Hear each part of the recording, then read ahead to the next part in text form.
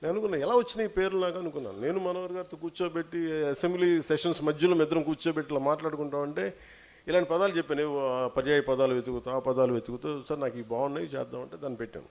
So ఈరోజు మా పొద్దున్న తెల్లవారుజామున ఈ మా దుర్గేష్ గారి బాధ్యతలు మొత్తం అన్ని పొల్యూషన్ ప్లాంట్స్ అని తిప్పేశారు. మొత్తం మురుగునీళ్ళు ఎక్కడెక్కడ డ్రైనేజ్ కాలు మొత్తం తిప్పేశారు ఈరోజు. నేను సో అందుకని రెడీ అవ్వడానికి వెళ్ళినప్పుడు ఒక 5:30కి మెలుకు వచ్చి అనుకున్నాను ఈరోజు దేని గురించి చెప్పాలి ఈరోజున అనుకున్నాను. సో నాకు ఈ మూడు ఎలా వచ్చినాయి 3 పేర్లు అనుకుంటామంటే ఇది నా జీవితంలో బాగాలేదు. ఇక్కడ నేను చూస్తుంటే మన మాగాపు వీర్రాజు గారు కానీ, లేదంటే చింతపల్లి సంతోష్ గారు కానీ, తూముల్ కిషోర్ కానీ ట్యాక్సీ వీళ్ళ ముగ్గురు జస్ట్ ఒక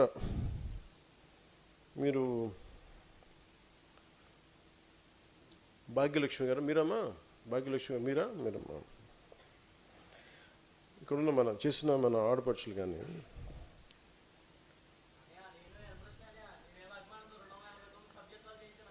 నీ పేరు నేను మర్చిపోలేదు, అందుకనే కదా పిలిచింది.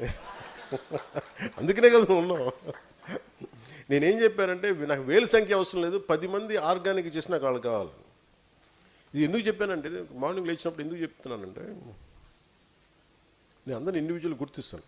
నాకు ఇలా కాదు, మన దగ్గర దాదాపు 20,000 మంది ఈ డ్రైవ్ చేసిన సాధకులుగా ఉన్నారు. సో నేను వివరిస్తాను ఎందుకు మీరు సాధక్ అనే పదం ఇవన్నీ.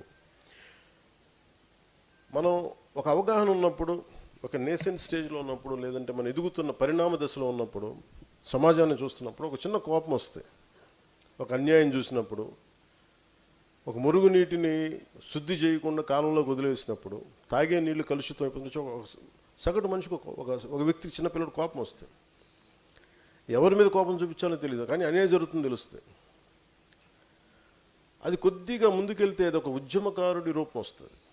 దాన్ని ఉద్యమిస్తాడు, దానికి ఏది వాళ్ళతో మాట్లాడటం లేదంటే ముందుకెళ్ళడం.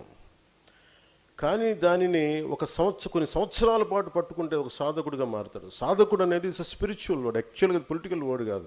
సాధక్ అంటే ఒక సాధన చేసేవాడు, స్పిరిచువల్ సాధన